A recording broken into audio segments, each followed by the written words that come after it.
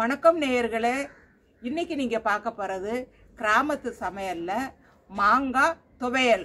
அதுக்கு தேவையான பொருள்கள்: மாங்காய், காஞ்ச மிளகா, உருட்டு உளுந்து, கடலை பருப்பு, பச்சை கொத்தமல்லி, கருவேப்பிலை, உளுந்த பருப்பு, நல்ல எண்ணெய், உப்பு.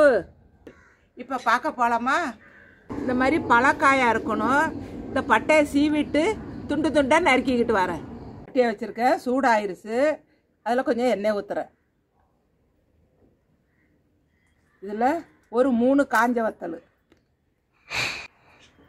கொஞ்சம் வத்தல் நல்லா வதங்கட்டும். வத்தல் நல்லா வதங்கிருச்சு.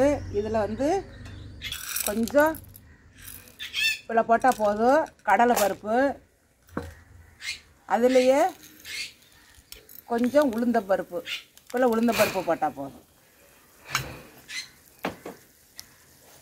இது நல்லா கொஞ்சம் வறுக்கட்டும். இப்போ நல்லா சிம்மில் வச்சுங்க. இதில் பார்த்திங்களா, பட்டையை சீவிட்டு பொடியாக நறுக்கி வச்சுருக்கேன் மாங்காய். இந்த மாங்காய் அதில் போடுறேன். போட்டு நல்லா சுருளை வதக்கணும். இப்போ நல்லா வதங்கிருச்சு. அதில் கொஞ்சம் மல்லியை போடுறேன். ஸோ கொஞ்சம் கருவேப்பிலை, இன்னும் கொஞ்சம் நல்லா வதங்கட்டும். இப்போ நல்லா வதங்கிருச்சு. நல்லா அடுப்பை சிம்மிலே வச்சுக்கணும், ஐயில் வச்சுக்கக்கூடாது. பார்த்திங்களா, சட்டியில் ஒட்டவே இல்லை பாருங்கள். இப்போ அடுப்பை ஆஃப் பண்ணிவிட்டு கொஞ்சம் சத்தம் ஆறட்டும். ஆறிடுச்சு. உங்களுக்கு தேவையான அளவுக்கு உப்பு போட்டுக்கோ. கொஞ்சோண்டு உப்பு போட்டால் போதும். ஆறிடுச்சு. நல்லா இதை அரைச்சிட்டு வந்துடுறேன். மாங்காய் துவையல் நல்லா நைஸாக அரைச்சிட்டேன். பார்த்தீங்களா, இதை இந்த கிண்ணத்தில் மாற்றி வைக்க போகிறேன். அடுப்பை பற்ற வச்சு எண்ணெயை ஊற்றி தாளிக்க போகிறேன்.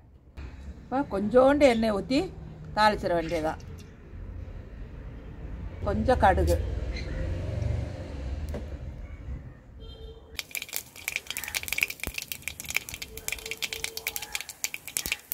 பொரிஞ்சிருச்சு கடுகு. இதில் கொஞ்சம் கருவேப்பிலை.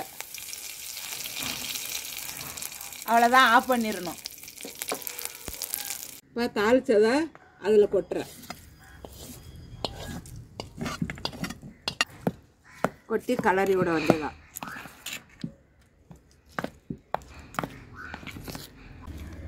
ரெடி ஆயிருச்சு. மாங்காய் துவையல் ரெடி ஆயிருச்சு. நான் கொஞ்சம் டேஸ்ட் பண்ணி பார்க்குறேன்.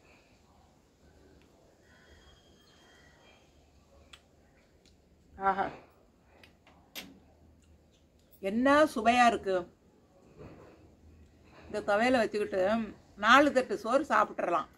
ரொம்ப அருமையாக இருக்குது. நீங்கள் மாங்காய் வாங்கக்குள்ள கொஞ்சம் பழக்காயாக வாங்கணும். முக்கால் பழமாக இருக்கணும்.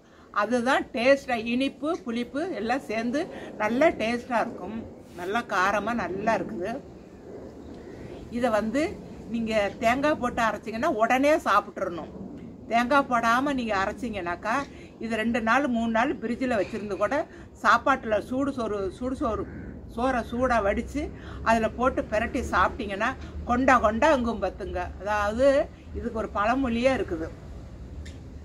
மாதா வீட்டாத சாப்பாடை மாங்காய் ஊட்டி விடுமா நமக்கு.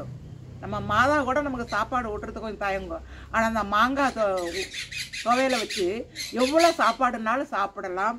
அருமையான ஒரு சுவையாக இருக்கும். நல்ல சுவையான பொருளை எனக்கு சொல்லி காமிச்சிருக்கேன். இந்த வீடியோ உங்களுக்கு பிடிச்சிருந்தா லைக் பண்ணுங்கள், கமெண்ட் பண்ணுங்கள், ஷேர் பண்ணுங்கள், மறக்காமல் சப்ஸ்கிரைப் பண்ணுங்கள். நன்றி, வணக்கம்.